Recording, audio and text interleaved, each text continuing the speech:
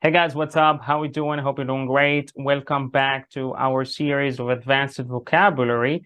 So, if you want to be fluent in English speaking, and if you want to sound more like a native, you should actually use and practice these expressions and advanced vocabulary to sound more fluent and like a native. Okay. So we were listening to. So let's get started. So listen to here. We have here to go about. What does it mean by to go about? To approach, deal with a problem or situation a particular way, often used with how.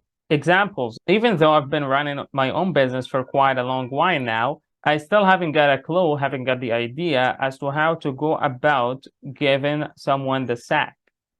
Okay, so like to go about here means to approach or deal with someone, all right, or to deal with giving someone the sack, to go about. It seems to be a sensible way of going about it. Mind you, it baffles me, it confuses me. Do you remember baffle, guys, from the last lesson? So revise the last lesson, guys, if you haven't watched it, as to why it has taken this long to get things underway. All these expressions, guys, and like idioms, all right, should actually like search it if you don't know it. Okay, so to go about to deal or approach with a problem or situation a particular way. So this is what is mean. Another meaning for it, the other meaning, like has two meanings: to circulate, often used with a rumor, شائع, or a non-life-threatening virus. Okay, so there's a rumor going about, strictly off the record. Do you remember off the record, guys, from the last lesson? Of course, so that more redundancies are in the pipeline. Redundancies means here something that is useless. Okay, so I think I'm coming down with something. You've probably picked up the flu bug that's going about at the moment, that circulates at the moment. All right.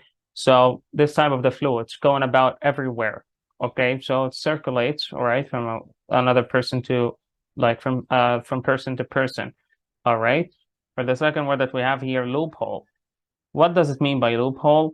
Loophole means a gap or mistake in a particular law rule which allows people to avoid having to obey it.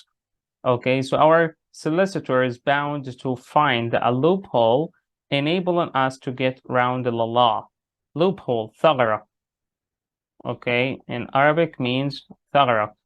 All right, so interview to politician, you're in record as saying that people have got away with murder for far too long and that the obvious loopholes in the law must be lightened up. Okay, so there's something like you go around or mistake or gap that you actually use against something or in your advantage. To keep someone posted. Posted means to keep someone up to date with the news and what's going on. Okay, keep me posted. Examples: all the amendments are clearly laid out in this document. Laid out. Do you remember laid out, guys? Explained. Okay, laid out means here explained. We amendments تعديلات in Arabic means تعديلات. So, but we'll keep you posted on anything else which crops up, which pops up. Okay, keep you posted. All right, let you know. If you had kept me posted instead of dithering around or just, like beating around the bush, we wouldn't have had all this mess to sort out, to solve. All right. So break even. What does mean by break even? This is mean like basically in business, guys, not to make a profit or a loss. Okay. نقطة التعادل يعني. We reckoned that we just about break even in the first year, but as it turned out, business really took off. All right. Business really took off. That means succeeded. All right. And it exceeded the expectations. So I know it's a cliche, but during a slump of an inflation, okay, or recession, you should count yourself lucky if you can break even, right? So like what's going on right now, guys, with the inflation right now. You remember cliche from the last lesson? Yep, let's go. Backlog. Backlog. What does it mean by backlog? Backlog, a large amount of work which has been building up over a period of time. A lot of people waiting to be dealt with or seen. Backlog. Examples: I've got a backlog of paperwork to get through before I can turn my mind to these other issues. Okay, so a large amount of work. So like it's been building up over a period of years. So I have to finish it first. Okay, and a lot of people are waiting for it to be dealt with. There is a backlog of people to see, but off the record, if you turn up before 9, we should be able to fit you in, like make something work for you or to set you an appointment. Okay, to rub someone up the wrong way. Rub someone up the wrong way. What does it mean? To irritate or annoy someone. Oh, rub someone up the wrong way. Perhaps I'm being too touchy. Remember touchy? Yeah, sensitive. But there is something about that man that rubs me up the wrong way, annoys me, irritates me. He really knows how to rub her up the wrong way. Why does she stand for it? Okay, rub her the wrong way, irritate her, annoys her. All right, so yeah, no expression, no idiom. Use it today, guys, and practice. To come through. To come through, what does it mean? To pull through, survive a difficult period of time, to progress through a training period. To progress through a training period. So we had to put up with a lot of hardships during our time in the army, but we all came through it in the end. So came through it, so like survived and like, just pulled through it. Football coach, our star players have not been up to scratch this season. Mind you, we've got quite a number of youngsters coming through.